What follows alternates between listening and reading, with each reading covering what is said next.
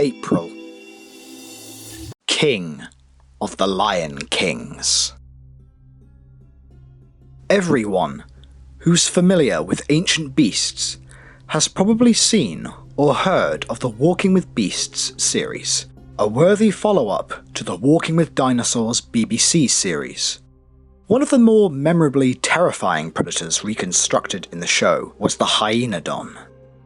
Hyenodonts were a group of mammals which were unrelated to the hyenas, dogs, cats, or all other members of the carnivora order.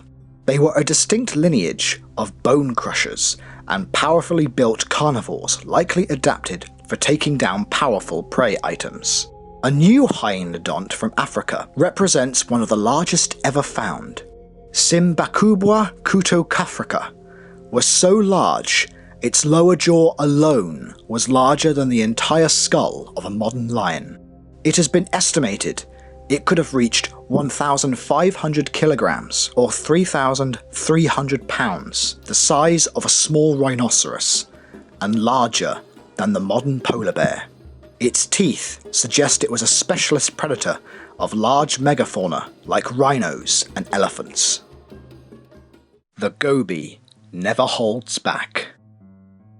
Most folks tend to overlook the hadrosaurs. Many of these beaked herbivores were without crests and spines, and looked plain and homely compared to some of the more extravagantly adorned members of the Dinosauria.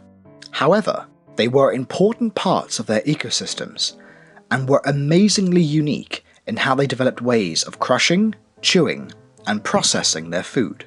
Normally, the discovery of yet another outwardly bland ornithopod would not raise many eyebrows amongst internet-dwelling paleontology nerds, but I feel like Gobihadros mongoliensis here ought to. The remains of this critter were so well preserved that the holotype consists of a vast majority of the skeleton, skull and all, as well as a nearly three-dimensional, symmetrical and uncrushed skull. To top this off, Gobihadros is one of the more basal forms known, and has been placed outside of the Hadrosauridae family. Tentacle nightmare. The Silurian period Lagerstätten of Herefordshire, England, is a bed of limestone which has preserved many different types of organisms which have escaped fossilization in most other rock layers. A three-dimensional fossil has been described from this layer of rock, which represents an organism more closely related to sea cucumbers, but retaining some features seen in the sea urchins.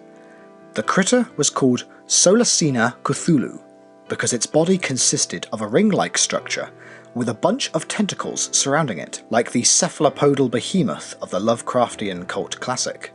Like other fossils from Herefordshire, Solacina Cthulhu was studied using a method involving grinding it away layer by layer, with a photograph taken at each stage. This produced hundreds of slice images which were digitally reconstructed as a virtual fossil. To that end, a 3D model was produced, allowing us to get an incredibly complete look at the little terror of the sea bottom.